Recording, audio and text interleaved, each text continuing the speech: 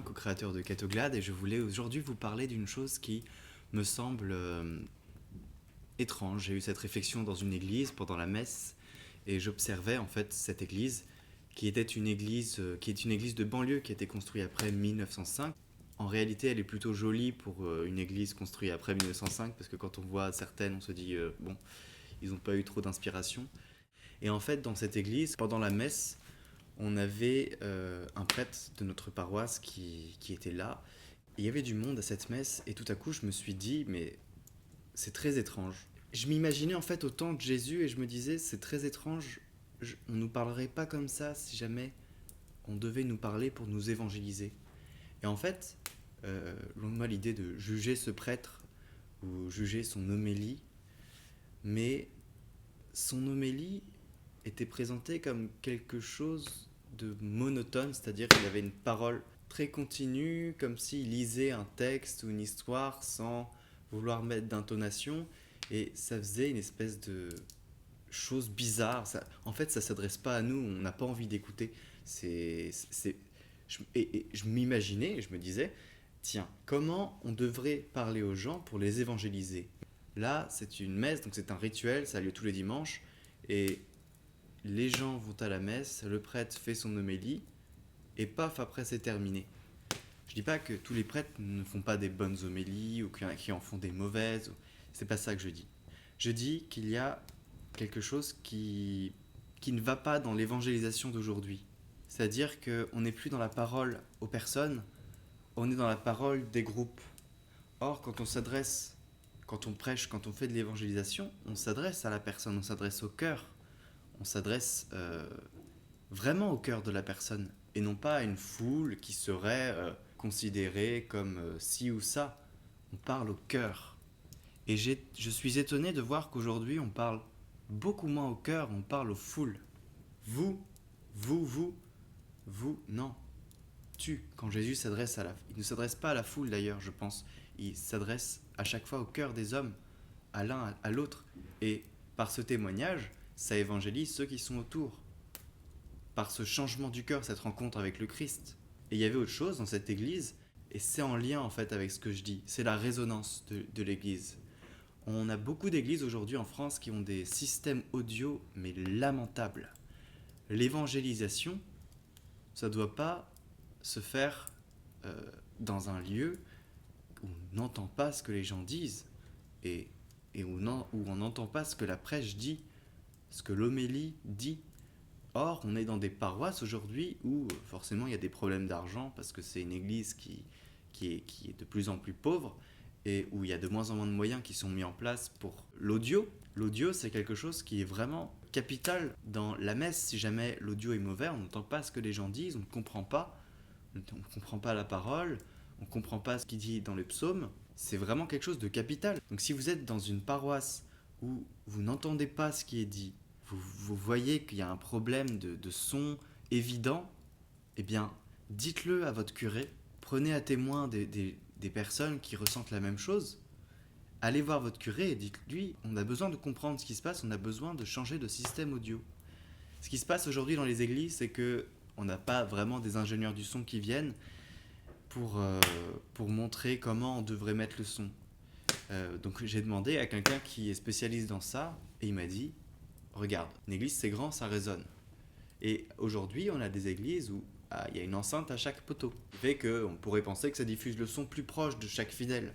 Sauf qu'en fait, non.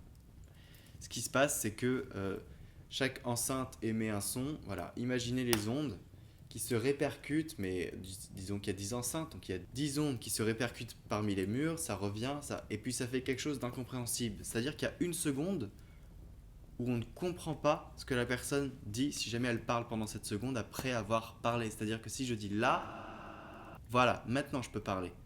Si je parle juste après mon là, on ne comprend pas les mots qui sortent juste après, parce qu'il y a de la résonance. Et donc c'est compliqué pour prêcher. Imaginez un prêtre qui doit parler comme ça. On n'a pas envie d'entendre ce qu'il dit parce que ça ne vient pas à nos oreilles, parce que c'est pas un discours naturel. On n'a plus envie d'écouter. Donc on m'a dit que dans ces églises-là, il fallait avoir un son qui vienne de la base. La base c'est où ? c'est le cœur de l'église, là où il y a le prêtre. Il y a le tabernacle, après il y a les marches, et après il y a les fidèles. Les enceintes doivent être puissantes et doivent être disposées devant l'autel, ou du moins avant les marches, ou peut-être en bas des marches, je ne sais pas. Il faut qu'elles soient disposées, qu'elles diffusent le son comme ça. Comme ça, le son vient une seule fois à nos oreilles et vient pas plusieurs fois avec différentes enceintes. Donc, c'est quelque chose qu'il faut penser aujourd'hui dans l'évangélisation. Je pense que c'est capital d'avoir une liturgie qui soit dynamique. Et pour que cette liturgie soit dynamique, pour que aussi le prêtre puisse prêcher avec une homélie que les gens comprennent, et pour que la parole puisse être dite de manière à ce que les gens comprennent, il faut qu'il y ait un système audio qui soit au top. Mais au top, vraiment au top. Il faut que tout soit bien coordonné dans ce système audio. Donc, voilà. Ça, déjà, si on pouvait penser à ça au lieu d'essayer de se concentrer sur une évangélisation extérieure, à ramener des gens pour qu'en réalité ils viennent dans une église où ils ne comprennent pas ce qui se passe, c'est un peu bizarre. Voilà, donc essayons d'être un peu plus impliqués dans nos paroisses, essayons d'aller voir et de dire ce qui ne va pas, parce que c'est en disant ce qui ne va pas qu'on améliore les choses. C'est pas en ne disant rien que les choses vont changer. D'accord. Souvent on a l'impression qu'on n'est pas légitime.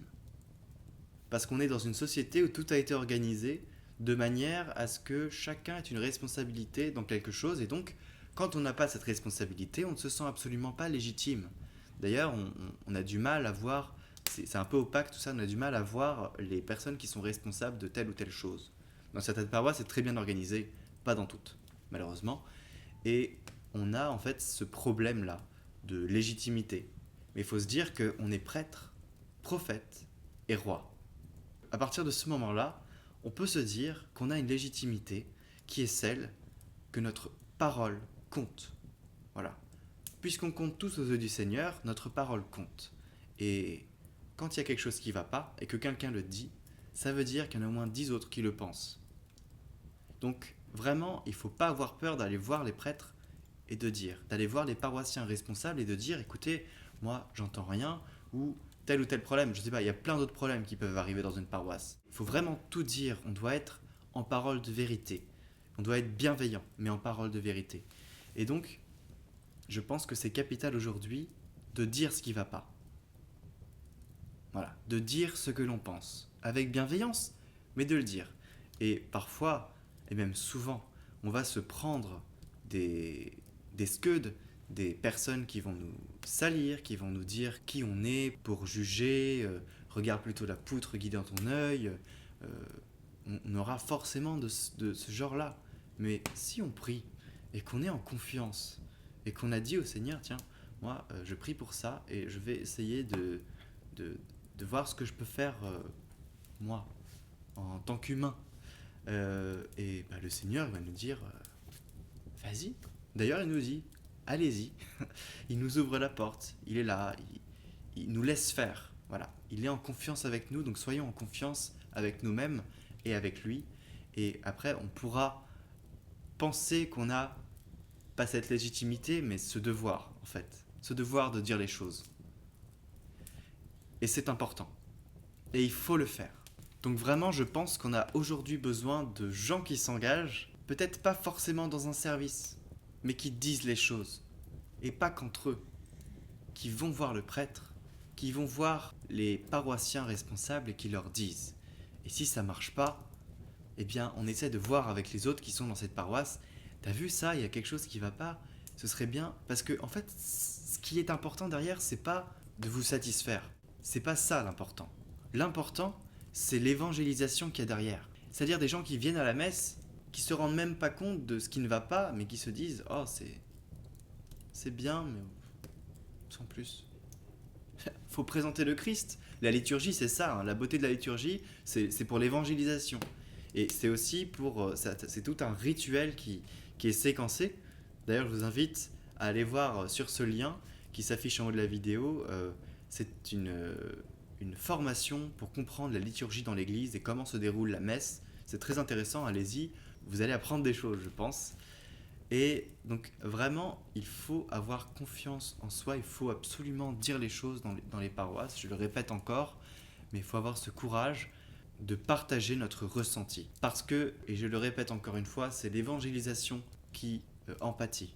Et derrière l'évangélisation, il y a des âmes. Et ces âmes, si on peut en sauver, ne serait-ce qu'une, c'est déjà une immense richesse. Rien qu'avec la parole, l'échange. Et donc voilà, moi pas tiède, c'est aussi avoir cette conscience des choses, de vouloir toujours aller vers la vérité. Il ne faut rien cacher. Voilà. C'est quelque chose de vraiment important que de partager son ressenti. Je pense que chacun devrait se poser la question de se dire à quel moment j'ai vu quelque chose et je n'ai rien dit. Donc prenons courage, si l'on prie, si l'on discerne dans la prière, le Seigneur est avec nous.